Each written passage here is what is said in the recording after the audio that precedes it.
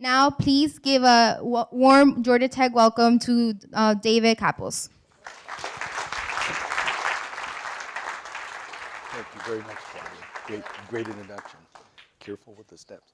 Well, good afternoon, Claudia. Thank you very much for that nice introduction. Very well done. I understand you get extra credit for that. Well, look, it's great to be in Georgia again, in Atlanta, and my first time back after having been out of the government, and to be able to spend some time talking about a topic that is actually very, very important to me, that doesn't involve the law, that doesn't involve patents, trademarks, copyrights, or trade secrets, except as the object of some business, and that is the topic of leadership. So what we're going to do, if it's okay, is I'll just talk for a few minutes, convey some of the thoughts in this area that I've got regarding what we did at the U.S.P.T.O. And then I'm going to invite my friend Stu Graham to come up. Stu was one of my key partners in our adventure, if I can call it that, in the government. And Stu will come up, and then we'll have a kind of a dialogue for a while and just talk about some of the things that we did, some of the things that worked, and some of the things that didn't. So you're all business students, right? You're here learning about the role of business in our country, running businesses, hopefully becoming leaders in the business community.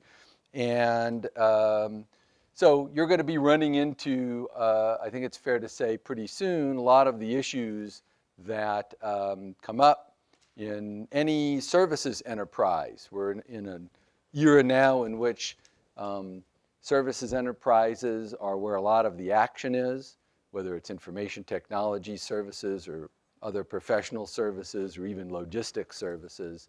Well, this agency, the USPTO, is just a service organization. It's an enterprise of about 11,000 people. It's got a budget of about $3 billion a year. It takes in requests to perform services. They're called patent and trademark applications. And it takes in money with those requests. And then at some point in time, unfortunately, usually a long point in time down the road, it actually performs those services, and it renders an opinion, a document that describes the result of its services. And there's a back and forth that occurs, and then this enterprise makes some final decision. We're either going to grant you a trademark or not. We're going to grant you a patent or not. And the process concludes. And so, in a sense, the USPTO is not at all different, not much different at all from any of many, many other services organizations. Law firms are one large category of examples, but there are many others. You think about the consulting companies that some of you will go to work for, the Deloittes and the McKinseys and the Bains, similar kind of things that those folks do in terms of taking in requests for services and providing services. So what was it that we did at the USPTO from 2009 to 2013? Well, we'll talk about that, but the starting point that you need to understand is a couple things. Number one, in the summer of 2009, shortly after President Obama started, and we began at the USPTO, of course, the country was not in good shape. It was basically the depths of the recession. No one knew how long it was going to take to recover. Treasury had kind of saved the country and the world from a huge economic collapse, but we were stable at a very low level.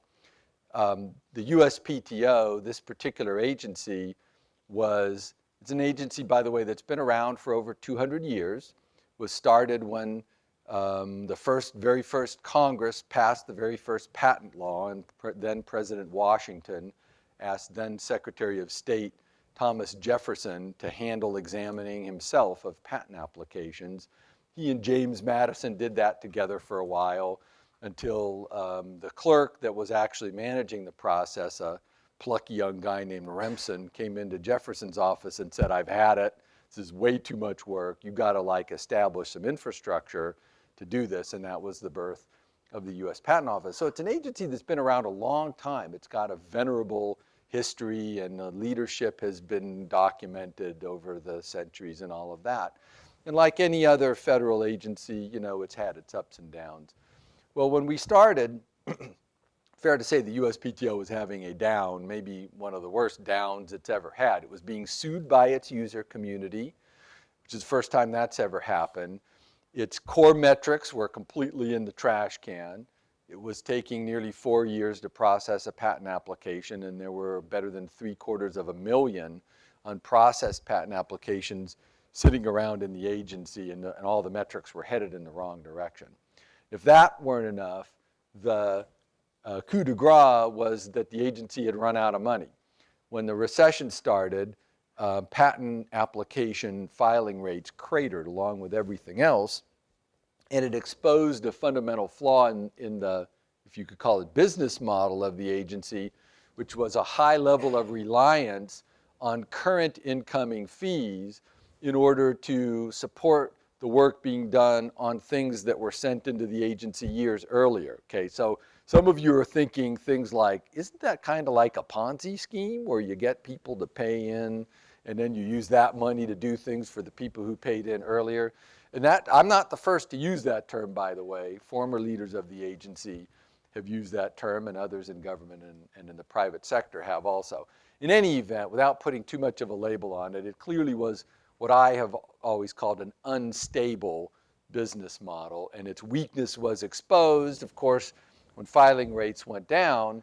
And so as we started in the summer of 2009, the agency was literally looking at furloughing its entire workforce of employees. That's a pretty ugly thing to do with any workforce, but it's a really ugly thing to do in the government. So that was one of the first things. We literally had to go into an agency that had no money, had all of these major problems, and figure out a way to get it pointed in the right direction. And so, if you think of this as a kind of like a business school case study, consider also that you can't give people raises because that really can't be done in the government. You don't have levers of flexibility like you have in the private sector to move the workforce around. So what do you do, right? What do you do in that situation? Well, we did a couple of things, and we started with changing over some of the senior management, the executive level management. That was a situation where there were some problems that had grown up over the years, and some changes needed to be made. But we could not, and we did not attempt to change the career employees below the senior management level. Of the 11,000 plus or minus people who were at the PTO when we started in 2009, the vast majority of them, ex-attrition, are still there now. And by the way, those are the same people who were there in 2007 when the agency was headed this way. So you got the same people. You're not going to change the vast majority of those. You change some senior management, recognizing that, certainly something that I recognize coming from the private sector, that senior management sets the tone, that senior management ultimately bears responsibility, and that frequently it turns out, we learned this was the case, that the vast majority of the employees in any enterprise actually know what the right thing is to do, want to do the right thing, are motivated to do the right thing, and will do the right thing if they're given the coaching, flexibility, and tools to go out and do that. So there were some initial management changes. That's something you can do. There was a second major component, though, second and the third major components that were the starting point for us of moving in a very different direction. The second component was to recognize that some key relationships needed to be changed a lot. Classic business move, classic leadership move. You come in to a situation and you evaluate the most important relationships, stakeholder relationships, constituent relationships. In the case of an agency like the USPTO, you've got the intellectual property community, a powerful bar of, circa, I don't know, maybe 10,000 or so, something like that, active practitioners all over the country, in fact, all over the world. And they're a stakeholder group. They're not customers, and that, the agency's not there to do what they want necessarily, but the agency is there to help them be effective in representing their clients and to listen to them and to be responsive to them. So that's a big stakeholder group. Another big stakeholder group is, of course, employees. We could talk about that, later with Stu. And then the third stakeholder group that's the representatives of the employees is the unions. And in government, there are some powerful unions. The U.S.P.T.O. Has over 90% of its workforce unionized, represented by 3 unions, one of which is known as perhaps the toughest union in the entire federal government. In fact, I remember a story when I started. A government lawyer from another agency asked me where I was from, and I said, well, I'm the new guy at the USPTO. And she said, oh my God, you've got to deal with that labor union. We fear them. She was referring to the Patent Office Professional Association, which is the union that represents the patent examiners at the USPTO. And so, stakeholder groups, right? You've got a broken situation. It's always going to what broke it, what got it broken, and what keeps it broken. In my experience, is always going to involve, to a significant extent, breakdowns in relationships with the various stakeholder groups. In this case, the user community, the patent attorneys, that's why they were suing the PTO for the first time in its history. The inventor community, right? Somebody's filing those approximately 600,000 patent applications a year. And when you think about the fact that there's an average of something like 2.3 inventors per patent application, you're talking about over 1 million customers, quote, customers a year coming into this agency who care deeply about what it's doing, right? And so you got to figure out how to work with them. Relationships with them, broken, I think it was quite fair to say, or worse. So what we did was to take stock very quickly of those relationships and figure out ways to start turning them in new directions, right? Simple things that we could do that didn't cost a lot of money and that didn't take a lot of time and that didn't require Congress to pass a law or, some hearing on Capitol Hill or any other major thing to occur. So think of some simple actions. Here's one that we used. Sitting down with the presidents of the labor unions, having separate meetings with them and asking them each for the 3 things they would like senior management to do that senior management could sign, right? In my case, that I could just sign and it could be done and that were win-wins, right? You can't give them pay increases because you can't do that anyway. So it had to be things that were in everyone's best interest. And lo and behold, they had ideas right there and then. They didn't even have to wait. They didn't have to go and think about it. And lo and behold, they were good ideas. So you start going through a mental process like this, what you start concluding is it's actually not that hard, right? It's about assessing your stakeholder groups. It's about getting in connection with your stakeholder groups. It's about listening to them, picking their good ideas, and then going and taking action on them. We reached out right away to another stakeholder group, the attorney groups. and they said, well, look, this isn't that hard. We sued you in this case that was called TAFIS at the time. We sued you because your agency has these completely dysfunctional rules that it's talking about putting in place that are going to be destructive to the American innovation system. Why don't you just cancel those rules? So we said, well, that sounds like a good idea. That doesn't, not only does that not cost anything, it saves money because it stops spending internal legal fees on something that's unproductive. So we figured out how to go and do that, and on and on and on. So what's that all about? It's about when you don't have tools available to you, figure out the tools you do have available to you and go and use them to do what you can do and do quickly and get moving. So there was a lot of that sort of early stakeholder outreach and reconnection with stakeholder groups that in an environment in which there was not much we could do was one thing that we actually could do. Pardon me. So the last thing I wanted to mention in this category of early actions that I observed in my many years at IBM, actually, when Lou Gerstner came in, and as business students, you've probably heard something about the near fatal collapse of IBM and the rescuing of it by then CEO Lou Gerstner. Well, I was there, and was an employee, actually, an executive for a lot of that time through the depths at IBM, and then the long recovery.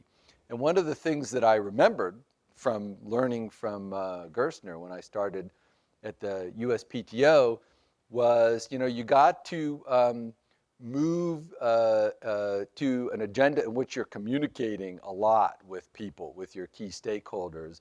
You got to tell them what's going on, and you've got to find lots of ways to tell them what's going on. And if you can do that, you can translate a situation that's marked by desperation to one in which you restore hope. And when you restore hope, even in a bunch of people who are really broken, which I think is fair to say about the USPTO at that time, and you get them to believe they can do things, they can start doing things, right? And that was, part of what was magic about what Gerstner did at IBM. He put in place, he stood in front of the whole employees, the whole employee group, 500,000 people every quarter, and just talked to everyone about what was going on in the company. And as simple as that is, it was very transformative. So we started doing similar things at the USPTO. Remember one of the first things we did, I reached out to the White House and said, you know what? We do a lot of blogs in the private sector. Is it okay if I have a blog in the government? And at the time, I think we were the second agency, and I was the second agency head in the government who was proposing to do a blog. Well, the good news about that is there were no rules. So the White House said, well, whatever, we don't really know what that is, but cool, whatever you want to do. So we started a blog. We called it the Directors Forum. And that proved to be a hugely simple, right? Stuff is all simple. A hugely transformative, albeit simple, mechanism for changing the discussion. Because now suddenly, for the first time, the agency and agency leadership had a direct channel to its user community, to the examiners, to the patent people, the trademark people, the inventors. We had a way to get messages out on our terms, to explain ourselves, to establish our narrative, to repeat it in the voice that we wanted to repeat it in. And so we were able to start communicating directly and indirectly to our employees and to everyone else about what was going on at the agency, what we were doing, and our view of the world, and started to turn things around in that way and give the people in the agency the hope that they needed to start picking themselves up. We did other communication vehicles too, and I won't go through all of them, but there are actually many channels that we opened up on the view that communication is something at a leadership level that's got to be extremely repetitive, that's got to go out through as many channels as you can get. It's got to be done over and over and over and over and over again. Gerstner always used to say, you have to be relentless and boring. And I can remember going into speeches at the PTO where I'd look at my speech and I go, I don't want to give this speech. I've done this like 10 times. I'm so bored with this. But you got to hang in there as a leader and give that speech, because believe me, you will find that even if you've given it 10 times and you think you've reached everyone, most of the people won't have gotten everything, or they won't have gotten anything. So there's a tremendous value in having communication channels and in using them relentless and boring, right, to get those kinds of messages across. I felt it was that way, particularly in a situation where the agency had so many palpable problems that there was absolutely no way you could just find some master stroke to fix them all in one single occasion. I knew from the very beginning it was going to take years, it was going to take a lot of little things, and you had to get people on board or they wouldn't go with you on the first step. So that leads into other topics. We can maybe talk about change management. I'm sure you're learning about that here. We did a lot of that at USPTO. A lot of that, again, is about putting out a vision, getting people to understand it, getting them to take the first step, finding champions, those kinds of things. The last thing I'll say, and then I'll invite, well, two more things actually, and then I'll invite Stu up. One of them is that at an agency or a enterprise that's got lots of people, 10, 11, 12,000 people, invariably, you've got layers of management. And one of the things that I certainly knew coming in, and we experienced it in real time as a leadership team, is that as a senior leader, it's actually easy to reach people on the two extremes, but not easy to reach people in the middle in an effective way. Senior management, you can reach them. I used to call it the one neck to squeeze rule. Your direct reports, you can call them into your conference room. You got their phone numbers on your speed dial. You can send them an email. You know who they are. You know what they're doing. They're quickly invested in the mission because they're seeing you every day and they're hearing the messages. So there's not a big problem with senior management. And the line employees, believe it or not, so this is most of the 10, 11,000 people, are also not that hard to reach. They are dying for change because they're the ones who are living with the dysfunctional situation. So they're not a problem getting them to change. And you can use proxies. You don't need to speak with 11,000 people. You find some people that are approximators that you can establish relations with, and you can then have open channels that I believe are really important to leadership. Levels of management filter information. If you want to know what's going on in your business, you have to have people at the secretarial level, at the first line management level, at the engineering level, at every level that you are in constant contact with. Emails going back and forth, having coffee with them, those kinds of things, to know what's really going on in your business. It's, in my opinion and experience, very, very important. So I didn't find it hard to get contacts going and wound up within a year. I probably had several hundred people at the PTO who were regularly sending me emails telling me what was going on, problems, things going well, initiatives that are working, blind spots. So you feel like, like you become a mantis, like you've got lots of eyes to work with in that kind of environment. The group that's really hard to reach is middle management, because you can't put your hands on them, but they have a huge impact on your business. And so what we did at the USPTO, again, never done before, new stuff, making it up as we go along, but I believed it really worked well, was to establish something that we called the Senior Executive Service Council. So executives at the agency, there's about 60 of them or so, had never had a vehicle through which they could meet together and sit in the same room and hear the same things and sort of just swim in the same issues for concerted periods of time. So we established that. Didn't cost anything. Cost nothing to establish a group like that. Started to call the senior executives together, right, on a regular basis. I think it was, every other month, Stu? Once every other month.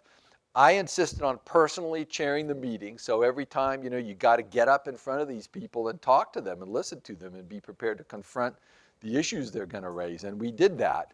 And by doing that and by teasing out the issues and listening to people and getting the right speakers in, we were able to gradually start to get to know the senior executives better, break down the barriers between the various business units. And this happens in the government, but it happens everywhere. Everywhere I've ever worked or seen work, their business lines wind up becoming somewhat balkanized. They try and become independent as much as they can, or self-reliant. It's natural. But what that creates is infrastructure and the need for crosstalk between the business units. So how do we deal with that? Establish this council. Where did that idea come from? Not brilliant on my part, certainly. IBM had something called the Innovation and Values Team, if I recall. That was the top time I was there, about the top 350 executives in the company that Sam Palmisano, who was then the CEO, used to bring together. Why? For the very same reason, to integrate the company together, right? So we just ran that same play at the USPTO. You got to integrate the enterprise, integrate the agency, and it's the middle managers that are the subject of that integration. So we did that, began to get people working together in that way, and then suddenly you see people are more comfortable relying on one another and leaning on one another and trading jobs and picking up issues for each other, and they're less threatened about going on the other guy's turf or making a comment on the other guy's performance or what their business unit is doing. And then you can start to have the mature discussions that you need in order to sort out problems. So those are just, randomly some of the tricks that we used. Hopefully stuff that you're learning here that did a lot at the PTO, and hopefully you'll hear a little bit about that later. Last thing I wanted to say is, I think in distilling what we did at the PTO, it's actually not at all complicated. And aside from the specifics that I've talked about, there were about 5 or so meta behaviors that we established that were very simple, that were transformative to the agency. First one is we were perpetually impatient. All of us at the senior level, I think I can speak for Stu in this regard, perpetually impatient. Everything was needed yesterday, and that's especially a problem and something that needs to be the case in the government, but I think it's the case in life. It probably occurs at universities, it occurs in businesses, perpetually impatient. Number 2 is we were uniformly dissatisfied with the status quo. There was nothing we saw that we couldn't figure out a way to make better. And sometimes you use leadership judgment and you don't spend too much time on something because there were diminishing returns and all of that. But having that sense of critical evaluation, right? The status quo isn't good enough. Nothing is presumptively good enough. Very transformative way of thinking. We listened more than we spoke. Lot of tendency in the government to avoid listening. Why? Because if you listen, right, you got to actually then do something or change your mind or alter your behavior based on what you learned from that. And that's hard to do in the government. So, one of the things that you find out is that be careful how much you listen because, there's a cost to listening. But we were willing to bear that cost. And so we spent a tremendous amount of time listening tours, Federal Register notices, meetings, roundtables, et cetera, et cetera. It was all about listening.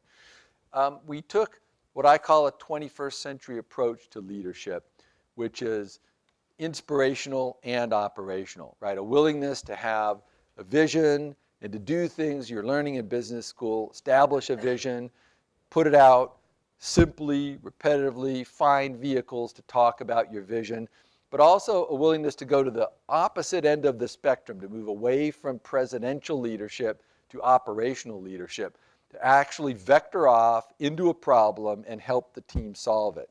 So one of the things that happens when you do that is sometimes you find out there's a problem in the middle of a meeting and you got to go over to help the folks solve the problem so that they can go and do their job and move the enterprise forward. Well, we were willing to do that even at the cost of, breaking schedules. It sets a tone though that you're willing to actually help people solve problems, and it empowers them then and energizes them to go and do more. And then the last item, by far the most important in my view, this is a hard thing in government, but I think it's not necessarily easy in business either, which goes back to the old Wayne Gretzky saying that probably some of you have heard. Wayne, for those of you who are not familiar with Wayne Gretzky, probably the most famous hockey player of all time, and a quip that was once attributed to him was, you miss every shot you don't take. You miss every shot you don't take. So how does that work in a business or in an agency? I call it bias to act. In any leadership decision, right, you're sitting in the conference room, you've just gotten a 45-minute presentation, there are issues all over the place. There's a lot of things that could be followed up on. You can always get more facts. You can always wait for some event to occur, and it's especially easy to do that in the government. There's any reason you can come up with to delay action. But we took the exact opposite approach. In equipoise, we moved forward. Unless there was a proven reason, right? In other words, it would be stupid to move forward, or there was a strong reason to say we can't move forward. It does not make sense. We forced ourselves to move forward. So it was a bias to act, not a bias toward inaction. And so how do you do that in a sensible way when there are more facts to be gotten out there?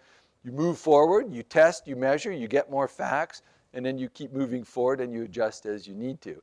It was that relentless bias to action, which of course comes with the price of some failure, which is hard anywhere, but it's especially hard in the government. So you got to accept some failure. You got to be prepared to explain, oh my God, that didn't go well. We're going to have to go back and do a redo on it. But we accepted all of that. And when you get yourself comfortable with accepting that there'll be some cost, you can then become really relentless about moving things forward. And that's how you go out and get done in a space of a few years what people would have said, multiples of what anyone would have said you could have possibly gotten done. All just those 5 things put together. So with that, Stu, why don't you come up? I'm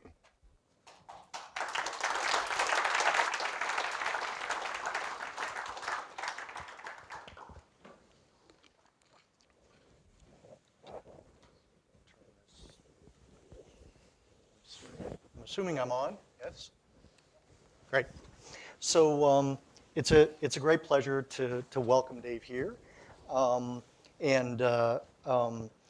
can tell you and all the students in the room, we as faculty, we're students too.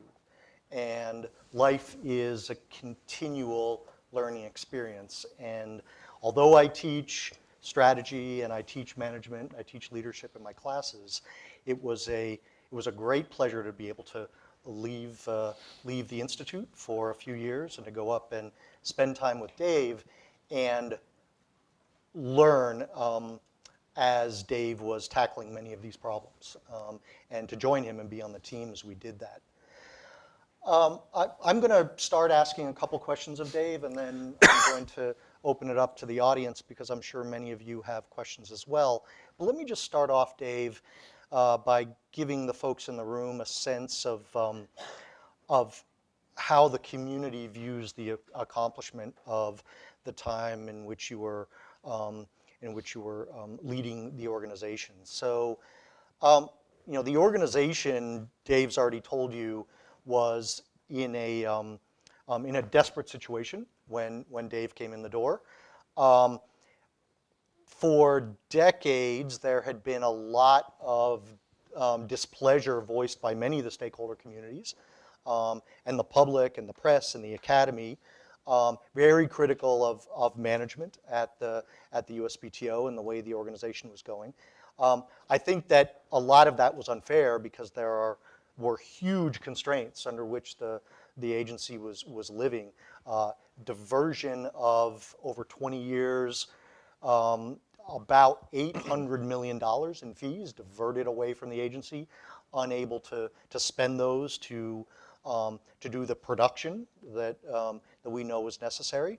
But nevertheless, given that unfairness, it's clear that the community roundly considers the years in which you were there as a transformative set of years, really moving the agency from what was the depths to an agency that was and still is considered innovative and an organization worthy of a lot of praise. So I'd like you to comment a bit on that, and maybe while you're commenting on that, also I invite you to analyze this through a particular case study, and that would be the case study of the patent's end-to-end implementation. And maybe tell the audience a little bit about what that was, how that was envisioned, and how that vision of that project fits in with the overall theme of the day of how a 21st century agency should contemplate itself. Mm-hmm. Okay. Yeah, sure, Sue. So let's talk about patents end to end. So one of the problems that was long dogging the PTO was its information technology systems, okay? And we all have seen a vivid reminder of how hard IT is in the rollout of healthcare.gov late last year. Its IT is really, really hard. I'm an electrical engineer, 26 years at IBM, and I'll tell you, IT is really hard. I came in knowing there was anything that I could fail at, it was going to be the IT systems. It's hard to change IT systems, even in the private sector, but it is really, really hard in the government for many reasons that we don't need to go into here. What we realized, though, when we started this project, Patents End to End, which was an IT project that from the very beginning we envisioned, so one of the first things that, was not very challenging for me to do when I got in was to commission an assessment of the IT system and take an honest view of, so how do we move it from where we are, which was constant downtime and multiple images of software and hardware, which is really expensive to maintain, and systems that couldn't be upgraded, that cost enormous amounts of money to improve because they had all become so hidebound. And oh, by the way, I went in with the presumption, having been through lots of IT change projects, that usually it does not make sense to just rip and replace. Usually it's better to try and work with the system that you've got. So when the team came back and made the recommendation to me in the end, including, we hired a consultant who had published a book that said rip and replace is usually a bad idea. And he came back and said, you got to rip and replace this whole system.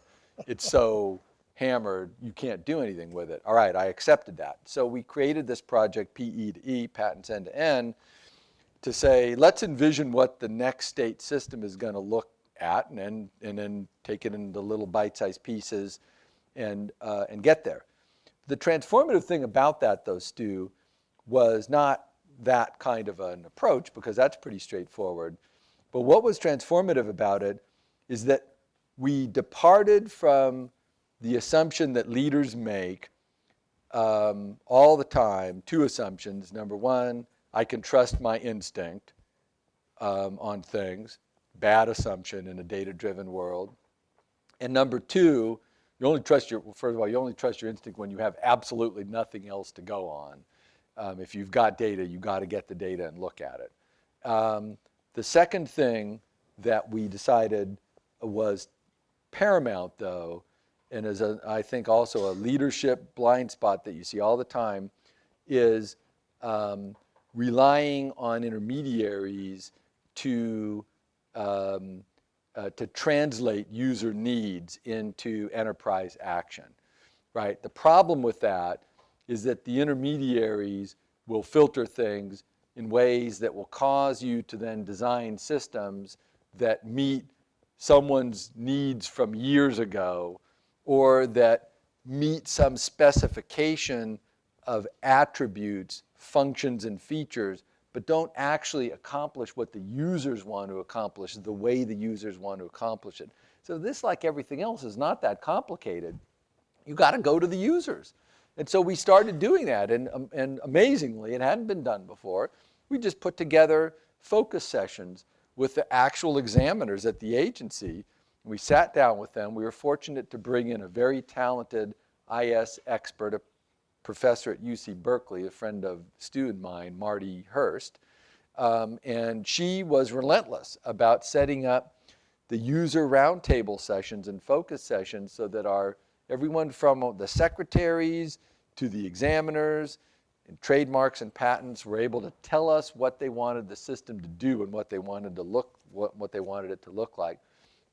And then from there, it's very easy. You start taking that off in little pieces and building the components of it. So Patents End to End, at the end of the day, was really about the leadership discipline of listening to your end users and following the instructions of your end users and staying very close to your end users in designing an IT system. So, not only did we do one set of focus sessions, then we designed, prototyped the system, And we came around again to the people and did focus sessions to say, all right, here's what we built. Is this what, here's a prototype. Is this going to work for you? You get a lot more input. You correct course, and then you start designing the first components. And then you know what you do? You have another set of focus sessions. And you get the people to say, all right, here's what's going well. Here's what you need to change. And then the process actually becomes very self-correcting and supportive and low risk, because you're finding out where you're going wrong before you go way wrong and have a huge crash, as we've seen in other places. Right. And, and just to give the students here a sense of why it is that this information infrastructure is so important, and why in this case the users that had to be focused upon were the examiners, is this is an information agency. Right? These are knowledge workers. You think about what's coming in the door here. What's coming in the door is a description in language of an innovation, right? An invention that's happening at the frontier of knowledge. Right? So things that are really pushing the frontier, trying to describe that with language, and then asking the examiners to judge against a set of legal standards, right? Whether this invention is worthy of the grant of a patent. And the way they judge that is by searching existing information sources, right? And so search and information is the key to this entire endeavor. And having an information system that supports that kind of work, as opposed to what was there when you came into office, right? Which was layer upon layer of systems and legacy. The job of getting the relevant information into the hands of the examiner was a series of transactions, right? Yeah, so an easy example of one of the beginning steps of that was the recognition, I mentioned this before, of multiple images that employees had. So, what does that mean? It means that, for instance, when I started on my first day, I was horrified when the staff walked me into my new office and said, Mr. Kappos, here's your desktop computer and here's your laptop computer. And they weren't the same computer. They were totally different computers. And I said, what in the world is going on here where this agency is paying to have two images, two pieces of hardware and two pieces of software for every employee? You add up the cost of that, it's hundreds of millions of dollars a year. We're talking serious money being blown to have multiple images. So one of the early things we did is to say, get off of this, right? You got to get, in order to invest in information technology projects, you got to find money, and you're talking serious money, right? So how do you do that when, as Stu's pointed out, you're being pilfered and money's being taken out all the time? That's the diversion problem. You can't just raise fees. It takes years to do that because you got to go through Congress to do it. You can't control the rate at which work is coming in. That's patent and trademark filings. That's a function of external environments almost entirely.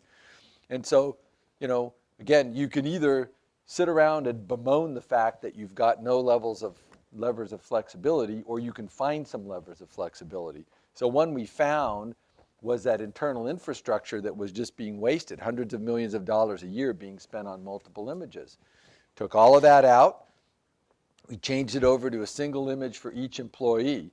We were able to get the unions to go along with that by giving them great images, in other words, a great new machine, and cut multiple hundreds of millions of dollars of spend out of the agency. That was the money that we freed up to be able to go and do step 2 of the IT transformation as we got going on patents end to end.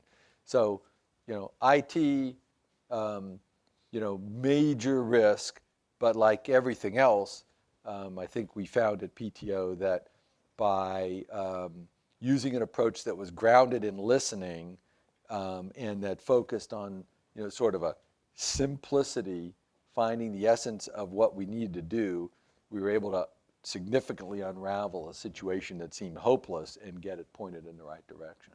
Thanks, Dave. So I'm cognizant of our time here. We're going to be ending at 5:30. So I'd like to invite questions from the floor. I think there are a couple microphones. And why don't we give a preference to students asking first, if there are any? And if not, we can then move to other guests. We've got a student here. Great. Can you identify yourself, what you're studying, and then launch? And I'll try not to kick other stuff over. Hi, my name is Yuvraj. I'm an industrial engineering student at Georgia Tech.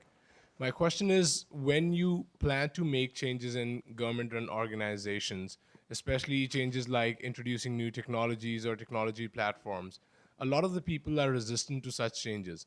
How do you, as a leader, go about taking care of this resistance and making sure like all of these changes are implemented smoothly? Okay, well, that's Thank a you. great question.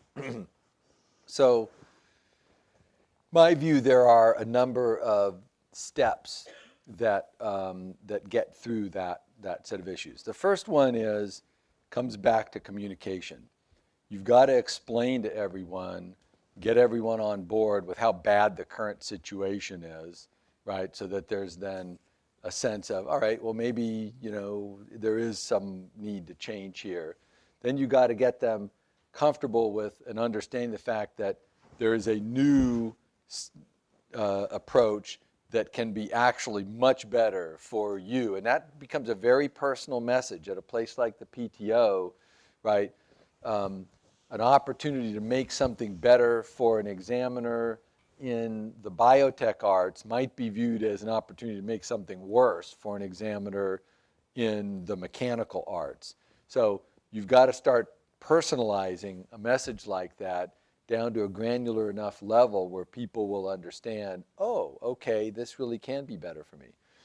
Then you got to go from there to what I call the retail level, where you're actually then meeting with individual groups who voice their concerns, and you have an opportunity to answer those concerns.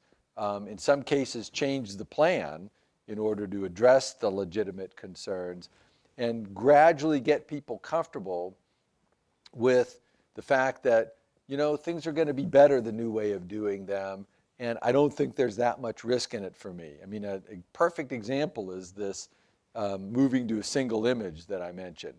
At first, there were every concern you could imagine. Oh, these computers are going to be too heavy. Oh, the function isn't going to be good enough. How are they going to work on the current networks that we have? I need to have 2 displays because that's the nature of the work I do.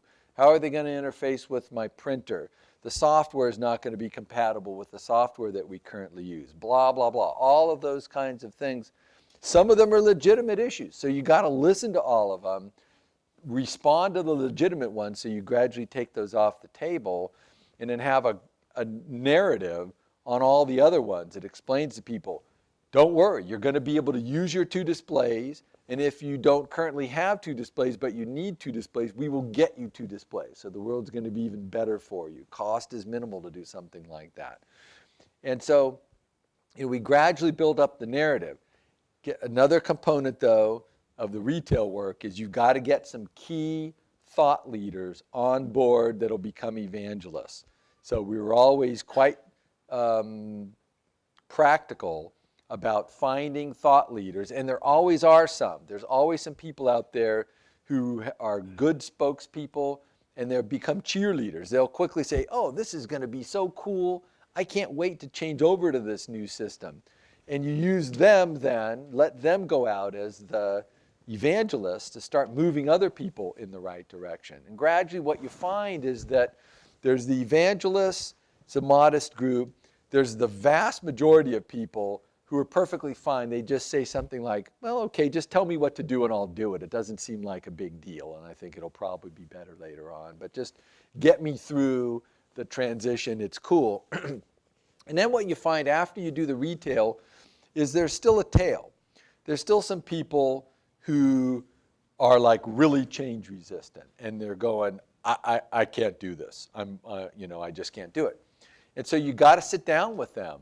And we sat down with folks like that in the PTO one by one when we had to get them comfortable. The large majority of the tail, it'll take some hand holding. We had to do things like, for instance, as we moved over to the new laptops, we sent a SWAT team of highly trained folks in so that every person got touched beforehand to say, all right, here's what's going to happen, here's how it's going to work, I want to get you comfortable with it. If anyone was resistant, we spent extra time with them. We would give them, we would like delay if we needed to say, we're not going to force anyone to do anything. We're not about forcing people to do things. We want to make change something that's a positive for you.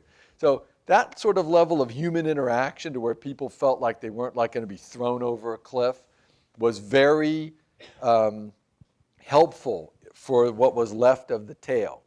Then at the end of the day, there's going to be a few situations where, very, very few, and I'm talking like a handful of situations where people will just not move, and you've got to then apply at that point some management direction. At the end of the day, right, you're managing a business and you've got to get something done. But fortunately, what I found, all of my experience stands for the proposition that if you go through those steps, you will find that there is a vanishingly small number of people at the end who have to be directed to do something, because by the time you get to that level, almost everyone is ready to go and they've already transitioned. The people who are really worried see other people transitioning and they go, well, I guess this can't be too bad, I'll go along with it. And you gradually move everyone into the yes column. But it's a great question, classic, straightforward leadership, change management issue. Comes up all the time in IT. Very good. Dory, do we have time for one more question? Excellent. Please, identify.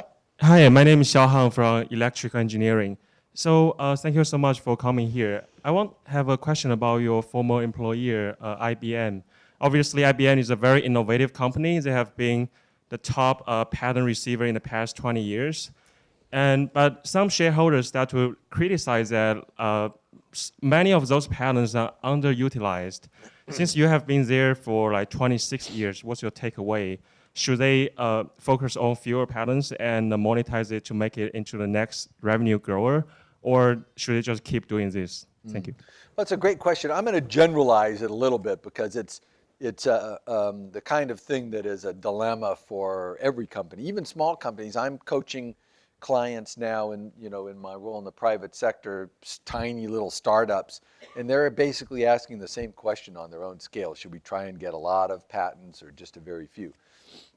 So there's a long-held theory in intellectual property strategy at the point where the intellectual property legal discipline meets the business discipline, setting strategies and executing on them. And that theory is called the coal pile theory. And what it stands for is the proposition that you can't tell which piece of coal is going to turn into a diamond. So you just have to mine a lot of coal, and among all that coal that you mine, there will be some diamonds in there. And I will tell you something, I have found over the now many years I've been doing this stuff that there's something to the coal pile theory. I've been burned any number of times, and I've been pleasantly surprised any number of times when I found that it was that invention that was very marginal. It was that technology that nobody thought was going to amount to anything. It was that idea that seemed nutty at the time that 10 years later you find out, oh my God, that's the one that wound up being the way the industry went, or that's the technology that everyone's come back to, or whatever it is. And so you track that back a ways and ask yourself, well, why is it the case that all this stuff is so unpredictable? Well, it goes with something Stu said before. You're talking about where technology meets the future. You can't predict this stuff. You can't predict consumer preferences. You can't predict technology development. You can't predict the demographics that are going to interact, and social changes and other technological fields and crossovers between things like materials science and the engineering disciplines. You can't predict any of that. So the best bet is, man, any great idea, just protect it. Worst case, you wind up then dedicating it to the public later on by not paying maintenance fees on a patent, or maybe not even paying the issuance fee on a patent. But that's a small cost compared with finding out 10 years down the road that you let go something that turns out to be transformative. So that's the general coal pile theory. And I have to tell you, I think that there is something to it. We have got time for one last question, Stu? Dory? She says yes. This is one, because I saw someone Excellent. else who had a question. Turn it on. Hi, my name is Mark Sen. I'm a senior business administration major with a concentration in accounting. And my question for you, Mr. Kappos, is do you see any other challenges or disruptors that you foresee the PTO encountering in the immediate future? Thank you. The PTO, well, yeah, there are innumerable of those. In fact, one of the fun things about management and leadership is that no matter what you do, you find out there's always a next horizon to deal with. So I'll give you one right now. One of the things that we got done in the first Obama administration is we got some major legislation done for the patent system. It was called the America Invents Act. Patent system hadn't been substantially updated literally since 1836, when a Maine senator named John Ruggles created the system we have now. There had been several pieces of legislation. Lincoln got through patent legislation during the Civil War. There was some legislation, what was it, 1959? 52. I'm sorry, the 52 Act, yeah. But it was all codifying judge-made case law, so it was, not like transformative change. Well, we got done this huge thing called the America Invents Act, and the president signed it. And this is one of those things. Then you sort of feel like the dog that caught up to the car, because the day after, and Congress is doing high fives, and everyone's real happy at the White House. And then you realize that it's this agency that owns 110% of the responsibility for implementing this gigantic piece of legislation. So we undertook the most ambitious rulemaking by far in the history of the USPTO. We literally choked the Federal Register. They had to spread out the printing of the rules because it was choking the Federal Register. It was an amazing piece of work. So what comes out of that, now to answer your question, the USPTO created a new court called the Patent Trial and Appeal Board. The job of a court is to call balls and strikes, period. If it's over the plate, it's a strike. If it's not over the plate, it's a ball. There should be no politics involved. There should be no, justice is blind, right? No games. But the problem when you're just calling balls and strikes is sometimes you're going to see a lot of balls or a lot of strikes in a row. And that's what's happening. And so think about this now. If you're leading the USPTO, how would you solve this problem? Suddenly you've got a situation where you've got 10,000 people or so who are dutifully examining hundreds of thousands of patent applications a year and issuing, maybe, 200,000 patents a year, something like that. So there's 200,000 patents coming out of the agency. And then you've got this group of judges, the Patent Trial and Appeal Board, and it seems like, not quite the case, but not far from the case, it seems like every decision they come out with is invalidating a patent. So think about this narrative, right? This is not a good narrative. The narrative that's going to come out is you've got an agency in which 10,000 people are granting patents and 200 people are invalidating every patent they get their hands on. Not a very good narrative, right? It doesn't go good places. So if I'm the leadership of the USPTO, right, I'm working on dealing with that narrative right now. And there are ways to deal with it, no question about it. And, and as an American, I can get okay with the concept for various reasons. But that's the kind of thing that represents a challenge that you find appears to you because of implementing other things that lead you into that space. And I could give you any number of other things like that are coming up. There's more legislation pending. So how do you deal with that, right? There's an odd dynamic that's appeared. Stu didn't mention this in specific, but when we started in 2009, the USPTO was one of the worst agencies in the federal government. I don't know if you know this, but the government does a survey every year. It's called the Employee Viewpoint Survey. And it's like, one of those fill out the dots sort of things where you answer about 100 questions. My manager knows what I'm working on. I have good enough tools to be successful. My pay is commensurate with the quality of my work. Questions like that. Anyway, in 2008 or whenever before we started, the PTO was like in the bottom third. It was pretty lame. Last year, the end of 2013, the PTO ranked #1, the very best agency out of 300 agencies in the federal government. That little agency is now, not so little, the very best agency in the entire federal government. Well, that's cool. That's actually pretty cool. And I think that, we ought to all be proud as Americans that that agency was able to do that. But in an environment where the media is coming out with constant attacks on the patent system and pointing out the inevitable mistakes that occur, the patent on swing sideways on the swing, the patent on peanut butter jelly sandwiches, all that kind of dumb stuff. How do you reconcile these two things? They seem inherently contradictory. You've got now what is rated by the government, over 2 million people take this survey, 300 agencies in the government, and this agency is the very best one. How do you reconcile that with the narrative, with the media view? So problems like that are leadership problems, and they got to be sorted out at the top of the agency. And they're the ones that I hope that our successors are dealing with right now. Great. So right before I ask you to thank Dave, I just want to comment a bit on this employee survey, because echoing something Dave said earlier in his comments, these were essentially the same people who were a few years beforehand rating their managers and the organization and their job as somewhere in the bottom third of the federal government.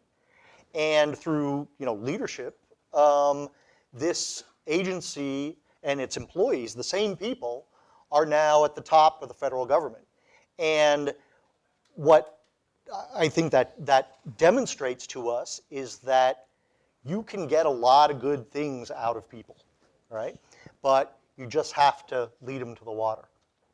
And so with that, let me just say thank you to Dave, and please join me in thanking him.